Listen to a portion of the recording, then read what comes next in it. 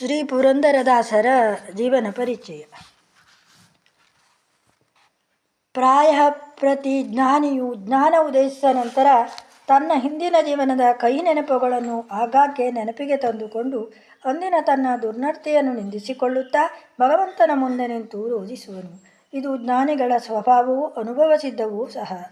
ಇದರಂತೆ ದಾಸರು ತಮ್ಮ ಹಿಂದಿನ ಜೀವನದಲ್ಲಿ ನಡೆದ ದುರ್ವ್ಯಾಪಾರಗಳನ್ನು ಆಗಾಗ್ಗೆ ನೆನೆದು ಅವುಗಳನ್ನು ಸ್ವಾಮಿಯ ಮುಂದೆ ಹೇಳಿಕೊಂಡು ಕ್ಷಮೆಯನ್ನು ಬೇಡಿರುವರು. ಇಂಥ ಹಾಡುಗಳು ದಾಸರ ಕೃತಿಗಳಲ್ಲಿ ಅನೇಕ ಕಂಡುಬರುವವು. ಆದರೆ ಇಲ್ಲಿ ಲೋಕೋಪದೇಶವಿಲ್ಲವೆಂದು ಹೇಳಲಾಗದು.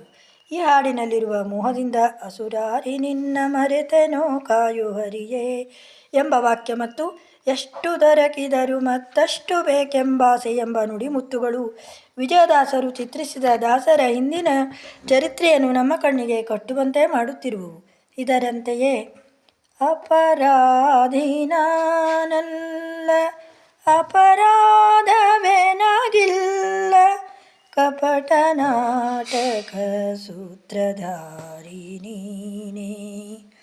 ನೀನೆ ಆಡಿಸದಿರಲು ಜಡವನಿಕೆಯ ಬೊಂಬೆ ಏನು ಮಾಡಲು ಬಲ್ಲುದು ತಾನೇ ಬೇರೆ ನೀನಿಟ್ಟ ಸೂತ್ರದಿಂ ಚಲಿಪವು ಕೈ ಕಾಲುಗಳು ನೀನೆ ಮಗ್ಗಿಸಲು ಮಗ್ಗುವ ದೇಹದವನು ಯಂತ್ರವಾಹಕ ನೀನೆ ಒಳಗೆ ಇದ್ದು ಎನ್ನ ಸ್ವತಂತ್ರನೆಂದೆನಿಸಿ ಕೊಲಿಸುವರೆ ಕೇಳು ಕಂತು ಪೀತಲಕ್ಷ್ಮೀಶ ಎಂತಾದ ದಂತವುದನಂತ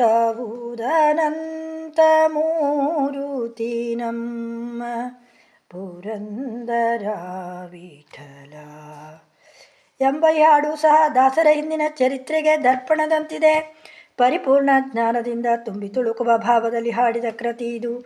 ಆ ಸರ್ವೇಶ್ವರನ ಸರ್ವತಂತ್ರ ಸ್ವಾತಂತ್ರ್ಯವನ್ನು ಜೀವನ ಅಸ್ವತಂತ್ರವನ್ನು ಮನದಲ್ಲಿ ಬೇರೆ ಇರಿಸಿಕೊಂಡ ದಾಸರು ಅಂದು ಸ್ವಾಮಿ ತಾನೇ ಬಂದು ನಿಂತು ತಮಗೆ ಅಜ್ಞಾನವನ್ನಿತ್ತು ತಮ್ಮಿಂದ ಹೋಗಿ ಬಾ ಈಗ ಇಲ್ಲ ಎಂದು ಆಡಿಸಿ ಅಪರಾಧವನ್ನು ಮಾಡಿಸಿದ್ದನ್ನು ನೆನೆದು ಈ ಹಾಡನ್ನು ಹಾಡಿದಂತಿದೆ.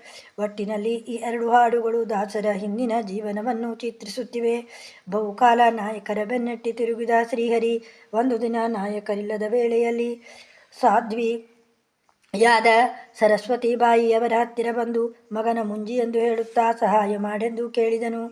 ಸ್ವತಃ ಮೊದಲಿನಿಂದಲೂ ದಾನ ಧರ್ಮಗಳಲ್ಲಿ ಆಸಕ್ತಿಯುಳ್ಳ ಸರಸ್ವತೀಬಾಯಿಯು ಬ್ರಾಹ್ಮಣ ವೇಷಧಾರಿಯಾದ ಶ್ರೀಹರಿಯಿಂದ ಪ್ರೇರಿತಳಾಗಿ ತನ್ನ ಅಮೂಲ್ಯವಾದ ಮೂಗುತಿಯನ್ನು ಹಿಂದು ಮುಂದು ಆಲೋಚಿಸದೆ ದಾನಮಾಗಿ ಧಾರೆ ಎರೆದಳು. ಪ್ರೀತನಾದ ಶ್ರೀಹರಿ, ಅಮ್ಮ ಅರ್ಥವತ್ತಾಗಿ ಕೊಟ್ಟ ಈ ಮೂಗುತಿಯಿಂದ ನಡೆಯಬೇಕಾದ ಕಾರ್ಯಗಳು ಬಹಳ ಇವೆ, ಬರುತ್ತೇನೆ, ಶುಭಮಸ್ತು ಎಂದು ಹೇಳಿ ಹರಸಿ ಹೊರಟು ಹೋದನು. ಈ ವಿಷಯವನ್ನು ವಿಜಯದಾಸರು ಬೇಸರಿಸದೆ ಭಜಿಸಿರೋ ಪುರಂದರ ದಾಸರಾಯರ ಶ್ರೀಶ ನಿಮ್ಮುದಾಸೀನ ಮಾಡದೆ ಪೋಷಿಸುವ ಸಂತೋಷದಿಂದಲೀ ಇತ್ತಲ ಬಾಗಿಲಿಗೆ ಹೋಗಿ ಆತ ಮತ್ತೆ ಮಡದಿಗಾಗಿ ಹತ್ತಿ ಬಿದ್ದನು. ವಿತ್ತತಾಯನುತ ತನ್ನ ಮಗನ ಮುಂಜೈ ದೆತ್ತಿ ಕರದಿಂ ಬಾಯಿ ತೆರೆಯುತ್ತ ಆ ಪ್ರಾಣಿ ನುಡಿದಳು, ಎತ್ತಣ ದ್ರವ್ಯವು ತನಗೆನುತ ನಿನ್ನ ಮೂಗಿನ ಮುತ್ತಿನ ಮೂಗುತಿಯ ಕೊಡುಯೇನೆ ಉತ್ತಮಳು ತೆಗೆದಿತ್ತಳಾಕ್ಷಣ ಎಂದು ಹಾಡಿ ಸ್ಪಷ್ಟ ಮಾಡಿರುವರು. ಕಪಟ ನಾಟಕ ಸೂತ್ರಧಾರಿ ಮೂಗುತಿಯೊಡನೆ ನಾಯಕರಲ್ಲಿಗೆ ಬಂದು ಅದನ್ನು ಕೊಟ್ಟು ಸರಿಯಾದ ಬೆಲೆ ಕೊಡೆಂದು ಕೇಳಿದನು. ಅನುಮಾನಿಸಿದ ನಾಯಕರು ಮೂಗುತಿಯನ್ನು ಭದ್ರಪಡಿಸಿ ಮನೆಗೆ ಬಂದು ಸರಸ್ವತೀಬಾಯಿಗೆ ಮೂಗುತಿ ತಂದು ಕೊಡಲು ಆಜ್ಞಾಪಿಸಿದರು. ದಾರಿ ತೋರದ ಆ ಸಾಧ್ವಿ ಪತಿಯ ಕೋಪಕ್ಕೆ ತಾನೆಲ್ಲಿ ಗುರಿಯಾಗುವನು ಎಂಬ ಭಯದಿಂದ ಪ್ರಾಣತ್ಯಾಗಕ್ಕೆ ಸಿದ್ಧಳಾದಳು.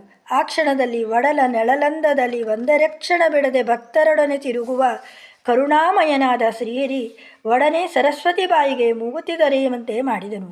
ದೇವದೇವನ ದಯೆಯನ್ನು ಕಂಡು ಆನಂದ ಭರಿತಳಾದ ಆ ಸಾಧ್ವಿಯು ತಕ್ಷಣ ನಾಯಕರ ಕೈಯಲ್ಲಿ ಮೂಗುತಿಯನ್ನು ಹಾಕಿದಳು.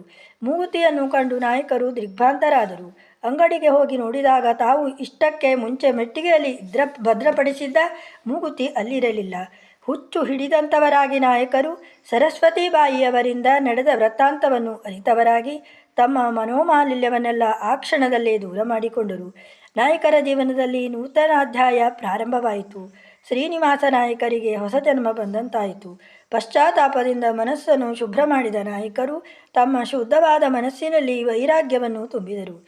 ಇಲ್ಲಿಯವರೆಗೆ ತಮಗೂ ಭಗವಂತನಿಗೂ ಅಂತರವನ್ನು ಕಲ್ಪಿಸಿದ್ದ ಸಂಪತ್ತನ್ನು ತೃಣಪರ್ಯವಾಗಿ ಕಣಿಸಿ ಸರ್ವವನ್ನು ಕೃಷ್ಣಾರ್ಪಣವೆಂದರು. ಬಾಹ್ಯ ಸಂಪತ್ತನ್ನು ತ್ಯಾಗ ಮಾಡಿದ ದಾಸರಲ್ಲಿ ಜ್ಞಾನ, ಭಕ್ತಿ, ವೈರಾಗ್ಯಗಳೆಂಬ ಸಂಪತ್ತು ತಾನಾಗಿಯೇ ಬಂದು ಸೇರಿತು. ಭಗವಂತನ ಮಹಿಮೆಯನ್ನು ತೋರಿಕೊಟ್ಟ ಪತ್ನಿಯನ್ನು ಮನಸಾರ ಹೊಗಳಿದರು. ಈ ನಡೆದ ವೃತ್ತಾಂತವನ್ನೇ ನಾಯಕರು ದಾಸರಾದ ಮೇಲೆ ನೆನೆದವರಾಗಿ ಪತ್ನಿಯಿಂದ ತಮಗಾದ ಲಾಭವನ್ನು ವಿವರಿಸುತ್ತಾ ಹೀಗೆ ಹೇಳಿರುವರು.